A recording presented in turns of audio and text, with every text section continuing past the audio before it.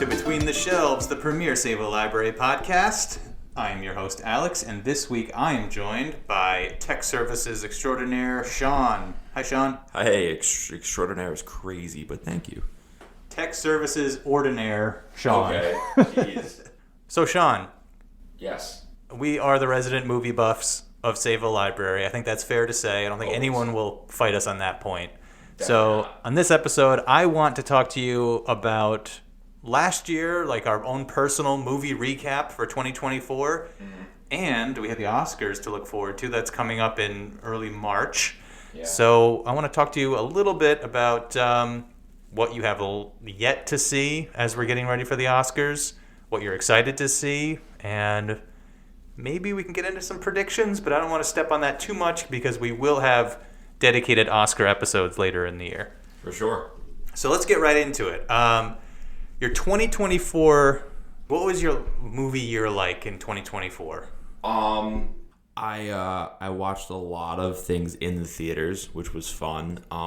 It felt like it was a big year of franchise-related movies, whether it be sequels, prequels, reboots, remakes, But I have to say, I enjoyed a lot of them. Like Dune Part 2, I think, was the best movie of the year. Wasn't my personal favorite, but I think from an objective standpoint, it was definitely the best. I actually really enjoyed Kingdom for the Planet of the Apes. I know you had no interest in seeing it. I haven't seen any of them. Really? No, I saw the first one. Okay, that was Rise. Rise.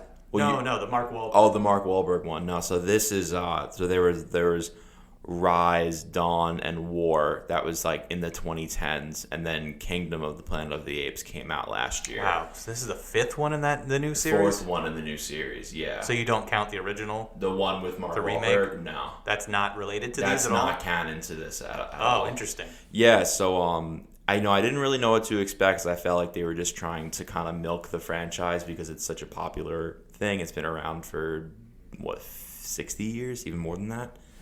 Yeah. And I went and I was pleasantly surprised. It was a really fun summer movie. The CGI was incredible. The storyline was really cool. I'm a huge fan of the Rise and Dawn and War films, so I felt like it had really big shoes to fill. But my mom and I both loved it, and I was really surprised. I saw Gladiator 2, which I thought was another monkey movie. Sure. Oh yeah, because of the one. Those are the scariest monkeys I've ever seen on film. Really? Do you remember? Do you know the scene? No, I know the scene I'm talking about. Those Yeah. things, those baboons were terrifying. Yeah, I guess so. I was more freaked out when they were on the ship and they had to fight in the. It was in the pit in the water. That was one of the most bonkers scenes with the in eels any movie. or the sharks or something in the water. That was ridiculous. Yeah. How did they get a shark into the Colosseum? Listen, how did they build any of that? We will never know. Like they say, Rome was not built in a day. Yeah, so I didn't see the Planet of the Apes movie. I did see Gladiator 2. I liked it overall. Okay. Have you seen the original? Nah, Still no? So that's the thing. I went into it totally blind. I knew what the storyline was gonna be in conjunction with the first one. But I hadn't really ever seen before a movie like that, so I think everything to me was brand new, so I think that's why I really enjoyed it more than I thought I would. Yeah. It hit I think it went a little overboard with the spectacle, especially the naval battle, which I know is semi-historically accurate, but I did think it went a little overboard. The beginning scene. The opening scene, when they're attacking. Well, yeah, that too, but I meant in the Colosseum, I thought was a little crazy. So sick. Overall, I liked it. I thought Paul Mescal did a good job, and I thought Denzel did a great job. Denzel was so good. I mean, he's the GOAT. Everyone knows this. But I was happy to see him nominated for supporting actor. Yeah, I really hope that the Academy recognizes what he did because he was so menacing and just had this really cool flair to his character, and he was great. I didn't think he would be. I mean, he's almost a lead actor in the movie. I mean, his character has a very good arc, which for sure. I was not expecting at all. But yeah, I thought Ridley Scott did a pretty good job with Gladiator 2. I still prefer the first one. but I thought it was very entertaining all the way through. I have to go back and watch the first one because I need to compare, because I've heard that too, that I would probably like that one more. So speaking of franchise movies, another franchise that I hold near and dear to my heart had a movie that came out this year. Alien Romulus. Duh. Yeah. Alien was great. Oh my God. I saw two movies in theater in 2024. Alien Romulus was one of the two. What was the other one? Alien. They it was the 45th anniversary. Yeah. Alien Romulus, I know it did get some pretty fair criticisms for some cringy moments, but overall, I loved it. It as a lifelong Alien fan, I think it did justice. I was not displeased at all. No, yeah. Even with the cringier parts and some of the plot hole stuff, I could overlook it because it was just fun. And it nailed the aesthetic of Alien, which is what I was looking for. Yeah, I mean, I loved it. I went in having only seen Alien 1, I believe, and maybe Prometheus. That was like the prequel movie, right? Yeah. I thought it was so good. And it was so funny. During the credits, my mom and I both turned, and at the same time, I was like, that was one of the best movies. And she was like, oh my God, that was such crap. And I was just like, did we just watch the same thing for 2 hours? I'm like, what are you talking about? This was so good. I don't know how you could think it was crap, because it was just... the production was great. Yes. It didn't let up at all. This whole second half of the movie, it's just go, which is very much an Alien kind of trope. Like all the Alien movies they just do not let go of you right until the credits. And the zero gravity scene was great. Insane. I would love to see, from a technical standpoint, like how they shot that and how they got that made, because it was the whole time you're like, oh my God, you feel like you're floating with them.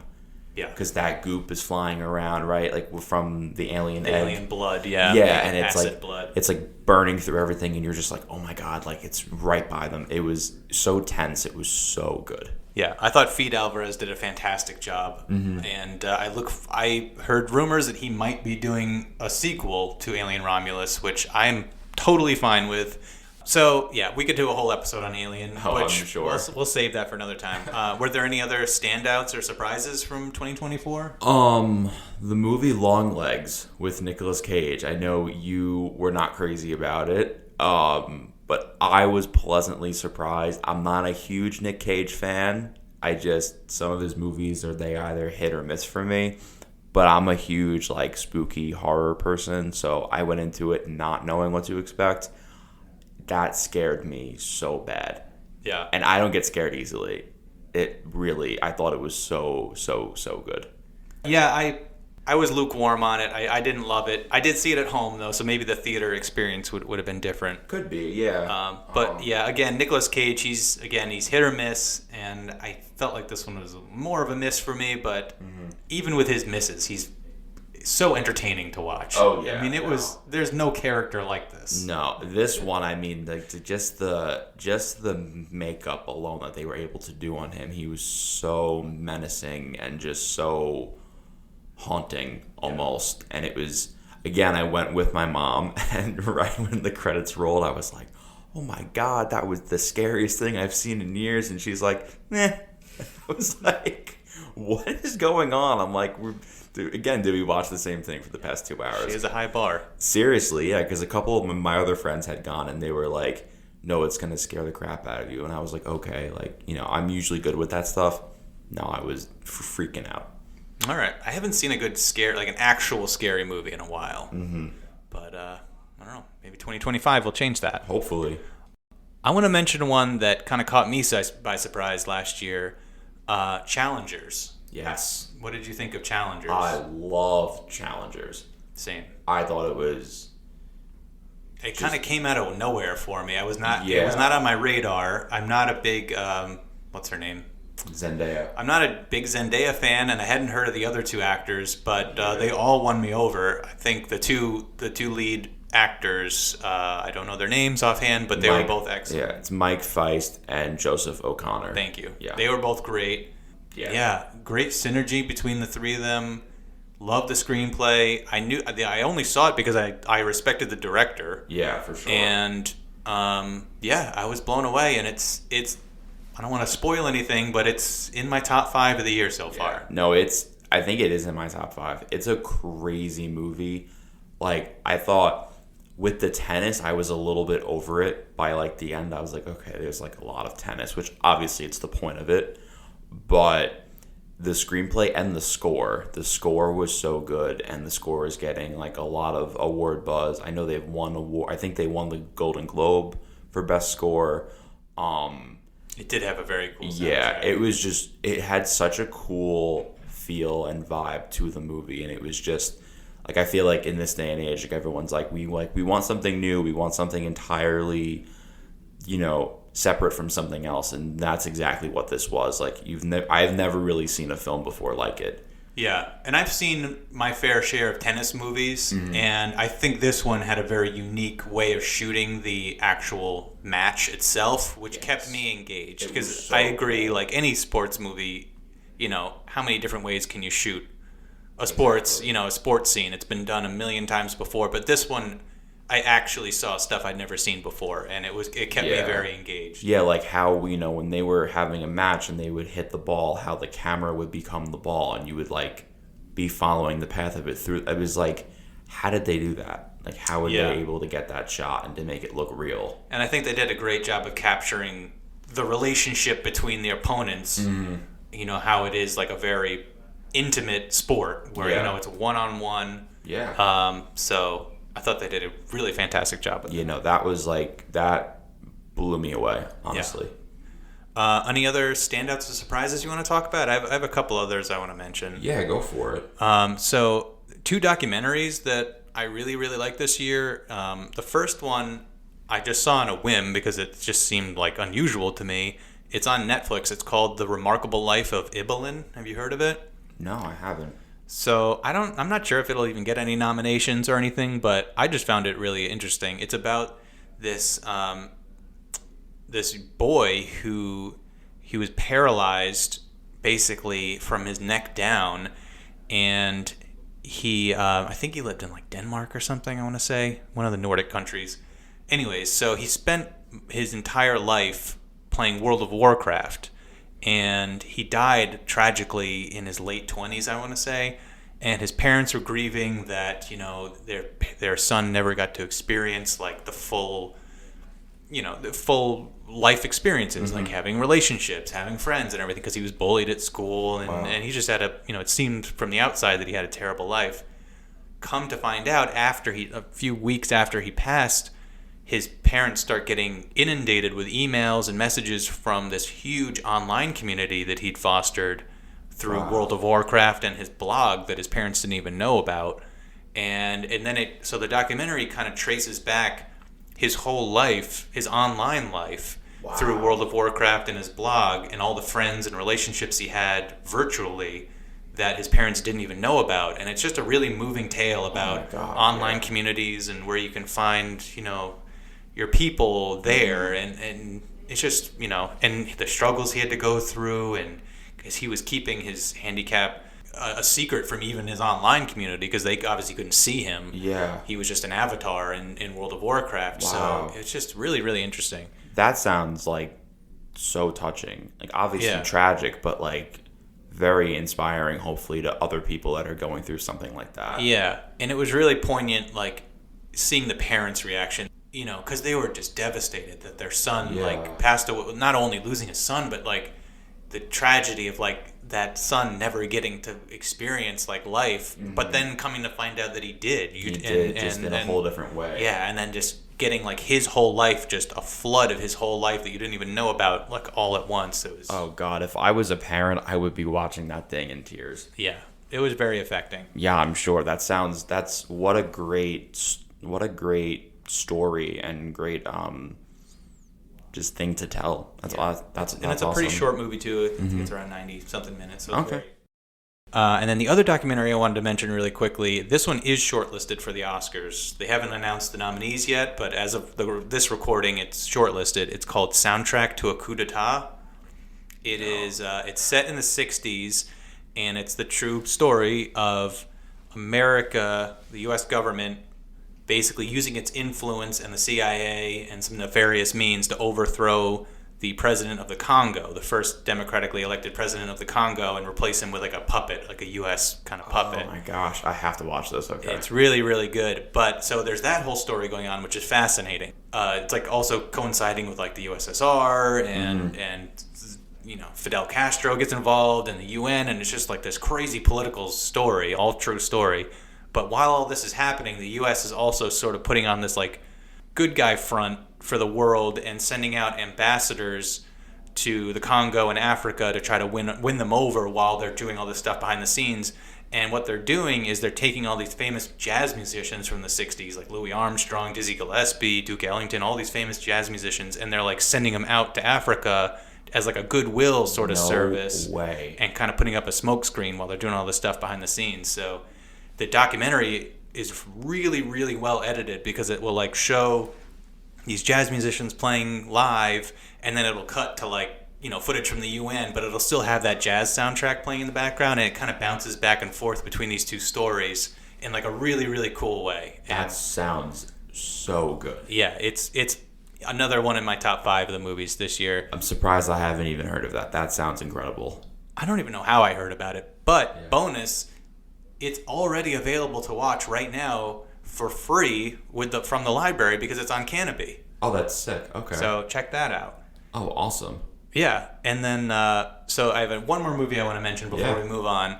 So I'm not even sure if you can consider this a movie because it's on YouTube and it's only 60 minutes long. Okay. But my brother told me about this one. Do you know the comedian Connor O'Malley? No, maybe if I saw his face, I would. So I didn't really know him that well either, but apparently he has a pretty good like online presence with doing videos and stuff. But this is like a full-length movie he just put out called Rap World. I have not heard of this. So it's set in the 90s, and it's all shot as if it was done on like a camcorder. So it has like that kind of like early, cool. like that 90s aesthetic, like camcorder, and it's a mockumentary. Okay. About these 3 white dudes trying to make a rap album. Oh god. And it's just ridiculous. Yeah. Like it's very much like Jackass style humor, and it's just ridiculous, and it's very, very, very funny. And if you like that kind of mockumentary style, that's like or if you're a kid from the 80s or 90s and you grew up during that time, they nail the aesthetic. Like everything about it is just so well done. You can tell like this was their childhood too. Yeah, for sure. And it's on YouTube. You can watch it right now. That sounds. It's called Rap World. Rap World. Okay. Very funny. So those are my standouts for the year. Solid. Do you want to add any more before we move on? No, I feel like I covered everything that like I really loved. So actually there were 2 more movies from last year that I failed to mention. Okay. I'll mention them very quickly. I think I already talked about this one on a previous episode, but Hundreds of Beavers. Have you heard of this one? No, I haven't heard of any of these. Where am I? So this movie is an indie movie that I think was made a few years ago but didn't get distributed until this year. Okay. It's I should have looked into the background because I don't know really much about it. It's also available on Canopy and Hoopla, so you can check it out now for free. But it's called Hundreds of Beavers, and it is one of the funniest movies I have seen in the last decade. It is so funny. It's basically a Looney Tunes cartoon, but a full-length movie with real actors. Okay, okay. And it's just all physical comedy, and it's just about this like lumberjack out in the woods, and he's just being tormented by hundreds of beavers, and it's just about him just trying to like live his life and find love and just go through like all the everyday life stages that you go through, but he's just constantly being tormented by these beavers, and it's just such a basic plot, but it just goes to some crazy places, and it's just so funny, and I'm definitely going to rewatch it before. I don't think it'll be recognized by the Academy, but it is getting fantastic reviews. I've seen it show up on a few best of lists. And it's definitely worth checking out. I highly recommend it. Cool.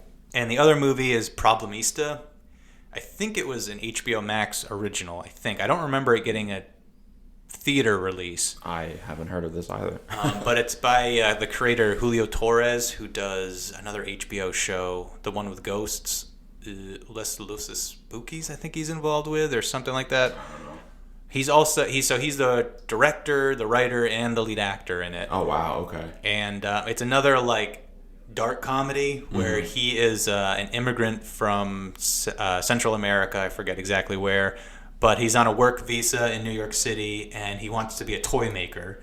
So as you can imagine, there's not many toy maker jobs available for immigrants coming on a work visa, and so he kind of has to take all these like odd jobs and everything to make his way. And one of the main jobs he takes is he's the assistant to Tilda Swinton. I don't know what her character's name is, but she's like an eccentric artist. I did hear of this. Okay. So it's as a comedy, it's very funny.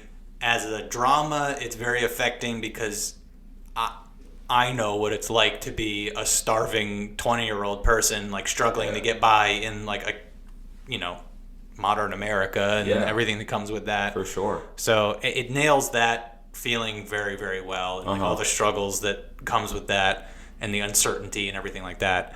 But it's just also just very weird, very funny. Tilda Swinton's a hilarious villain. Okay. And Julio Torres is fantastic. He's a very sympathetic character. All right, cool. Thank you. Now I have 3 more things to watch. All right, so I think that covers 2024. So let's briefly take a look ahead, because we got the Oscars coming up. There are still some many movies that haven't even been released yet that are going to be eligible for the Oscars. Yeah. I did a count. I keep track of everything on Letterboxd. I have 25 movies I have to watch before the Oscars. Well, have to watch is a stretch. Have to watch. Want to watch. I have I'm a fan of the Oscars, but I'm not going to watch like every single thing that's going to be nominated, because I'm just not that good of a film buff, I guess. You're just better than me. No, I just have more time. I have like 8 or 9 movies. I think you've seen most of them at this point. But yeah, no, I don't. I have The Substance, Nora, Amelia Perez, which you saw, right? Yeah. The Brutalist, Conclave, A Real Pain, A Complete Unknown, and Queer. Yeah, all of those, A Complete Unknown, Queer, and The Brutalist are all on my list as well. I need to see those. Yeah, those I need to see because they were going to get some nominations. Yeah, because Queer was only in the movie theaters for a couple of weeks, and now it's not anywhere. So I think you can rent it from home, but I'm just going to wait for it to come out here. Yeah. Daniel Craig is the star of that, and he's got some buzz around him right now we'll see if he gets a Best Actor nod, but I'm looking forward to that one. But to add to that list, I want to also see a movie called Didi, which I don't know very much about. No. But I know it's been on a lot of best of lists. D-I-D-I. Okay. Nickel Boys, which is an adaptation of the Colson Whitehead novel, which I loved. It was one of my favorite books that came out in 2019, I want to say. Anyways, I'm hearing good things about that, so I'm looking forward to Nickel Boys. Sweet. And that's that. And then there's a foreign film that I want to see called I'm Still Here, which I don't really know anything about other than it has a 4.4 out of 5 rating on Letterboxd, which is like unheard of. Okay, yeah, I think they won something at the Golden Globes. I think it did too. Yeah. And I saw something about it, and apparently it's like really, really sad. Yeah. And it looks good. Yeah, I look forward to that. Yeah. And then there's a documentary called No Other Land that I'm also hearing great things about that I want to check out. That's about the war in Gaza. So it's very timely. Cool. Oh, for sure, yeah. Usually timely topics win their documentary category. So if this one's as good as people say it is, I think it's a forerunner for Best Documentary. Definitely. So those are the movies I'm looking forward to before the Oscars. Yeah, like I said, I have 25 to go. I'll probably see half of those before the Oscars because it gets tough to get them all in because they don't release streaming. No, they don't. And sometimes I feel like especially me, like I have to be in the mood to watch it. Like I feel like if there's everything I have to watch, I think they're all pretty like intense or darker movies. So I feel like I have to kind of be in the right headspace to want to watch them. Like especially something like The Substance. I know it's pretty crazy. Yeah. It's like a horror comedy, right, in a sense? It's a dark comedy, I guess. Yeah, horror, dark comedy. I'm going to have to... I know it won comedy at the Golden Globes, which is a little crazy. No, it didn't. Oh, it was Amelia nominated. Perez won. Oh, that's right. But it was nominated, and that's why a lot of people were like, it's not really a comedy film. Yeah, but it's also not really a horror movie either. Yeah, it's kind of like a blend. It's kind of a blend, yeah. Interesting. I would say that one's worth watching just to see Demi Moore because she won for Best Actress in the Golden Globes. I think A Real Pain is also one that you should watch. That looks really good. Kieran Culkin won for Best Supporting Actor. He was great. That was a little bit of a surprise for me. Golden Globe nominee why I thought that was going to go to Edward Norton for A Complete Unknown. I've heard a lot of good things about his performance there. Too. I also thought Jeremy Strong from The Apprentice could have pulled that one out because he was really, really good as Roy Cohn. The Apprentice, that's a movie I forgot to mention. That was a total like surprise hit for me. I thought that was so timely, so well done. The acting in it, they were both just unbelievable. Yeah, I think he steals the show though. Who? Jeremy Strong. Definitely. Yeah, any scene that he's in, you're just drawn to him. Yeah, I'm really curious to see if the Academy will nominate them for their roles. I feel like they're definitely worth it, like getting nominated for. I just don't know if they're gonna if the Academy wants to take that heat, because like a lot of people don't want to really market the movie. Yeah. There's really no press for it because it's just it's not getting much marketing love. No, because no one wants to risk it. Yeah. Which is crazy. That's a fair point. They might want to stay away from the hot topics. But then Sebastian Stan did get nominated for it at the Golden Globes. He got for A Different Man. Yeah, that was a good movie. I had not seen that, and I know that's what he won for. That was good. Yeah. He's had a good year. Mm-hmm. Yeah, he's great. And then I think you should also watch Conclave before the Oscars if you can. I know it comes out on Blu-ray very, very soon. Yeah, within the next couple of weeks. And it's available on Peacock, which is there you go. Solid, because most of them aren't on anything to stream. You just have to, and you can buy them from home, but then who wants to buy it if it's not good? But then they're not even out yet on DVD, so you can't even come here to get them out because it's just they're not here yet. So I'm hoping soon. I think Conclave is going to get a few nominations. I think that's worth watching. Sure. And I think you should watch Amelia Perez. Oh, I'm going to. Just to get steeped in the drama around the movie itself. I personally do not think it's a good movie. Okay. But it won Best Musical Comedy at the Golden Globes. And Zoe Saldana won for her lead. And I just really like her. She's obviously from Guardians of the Galaxy. She's big in that, but she's also on a show called Lioness on Paramount that I really am enjoying currently. So I'm a big fan of hers. And then Selena Gomez is also in it, and I grew up watching her, so I think anything with her in, I'm going to watch it. All I know is that it's a cartel musical movie. I really don't know anything else, and I've been told to go into it blind. Yeah, go into it blind. I don't think you reading anything about it could prepare you for it anyways. So, I think you should still go into it blind. And then I want to hear your thoughts after you see it. Oh, for sure. I feel like for me, it's going to be either a total hit or miss. I'm either really going to like how it's kind of crazy and weird, or I'm going to hate it. Because sometimes I like that stuff. It doesn't... Yeah. It's sometimes you would think... I don't even want to voice an opinion yet because I want to... I don't want to put anything on you. But then again, you hate something, that means that I'm probably going to really enjoy it. Maybe. It's... Aside from, Challengers, what really have we agreed on for the past year? Very little. Exactly. I have a couple of predictions just for this Oscars that I want to throw out there. So Amelia Perez that we were just talking about, it won Best Musical and Comedy at the Golden Globes. I predict it will not be nominated for Best Picture. Bold stance. Which that's very rarely happens. That something that wins and the Globes doesn't even get nominated at the Oscars. Yeah. So that's my first prediction. My second prediction, Flow won Best Animated Picture at the Golden Globes. I don't think it will win the Oscar. I think the Oscar will go to The Wild Robot. As it should.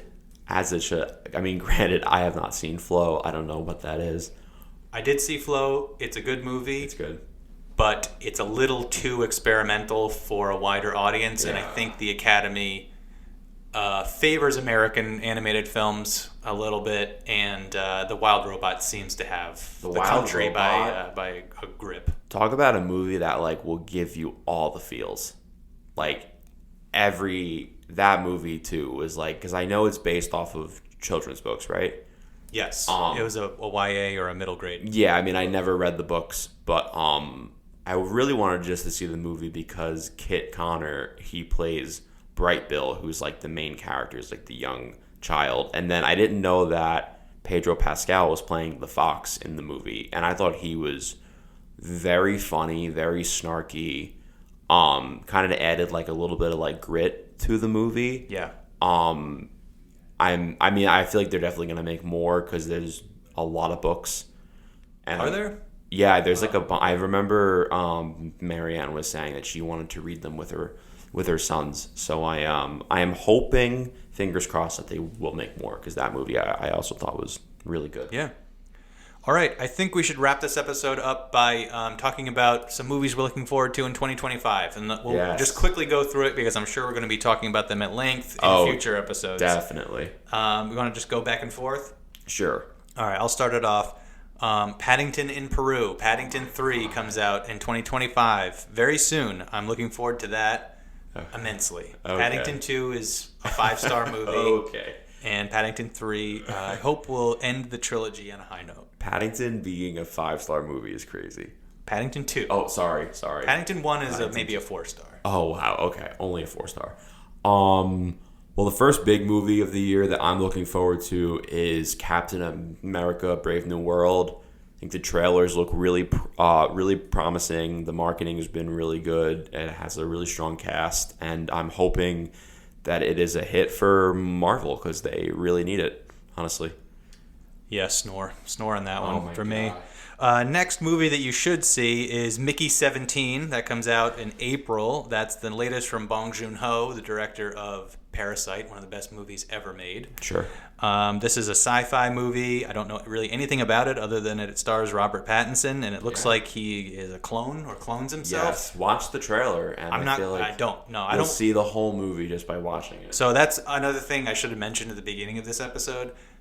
As of last year, I made it a new personal policy. I do not watch trailers at all. Wow. I go into everything as blind as I possibly can. Interesting. Trailers ruin too much.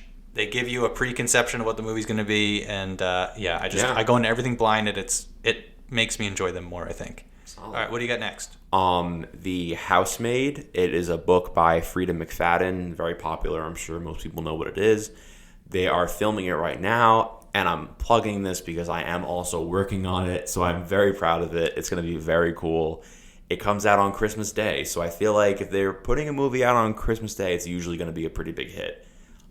Stars Sydney Sweeney, Amanda Seyfried, and Brandon Sklenar, and it's directed by Paul Feig, who has directed Bridesmaids and the Ghostbusters female-led movie. I think it's just called Ghostbusters.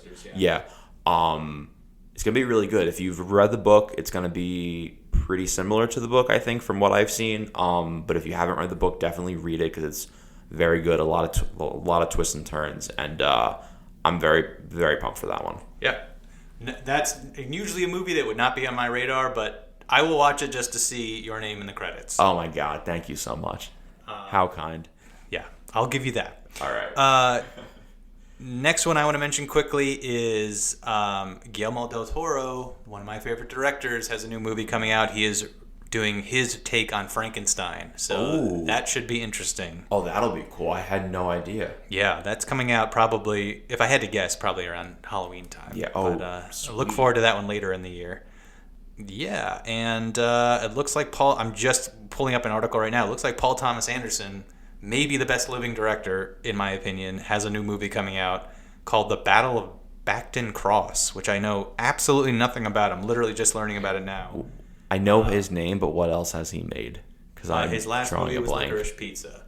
Oh my God! Okay, but yeah. He's Great also done movie. Phantom Thread, There'll Be Blood, wow. Boogie Nights, Magnolia. A wide array of movies.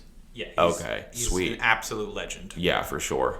This one has a star-studded cast: Leonardo DiCaprio, Regina Hall, Sean Penn, Alina Haim, Oh God. Yeah, Benicio del Toro. Oh, I'll this be one's watching gonna be this. yeah.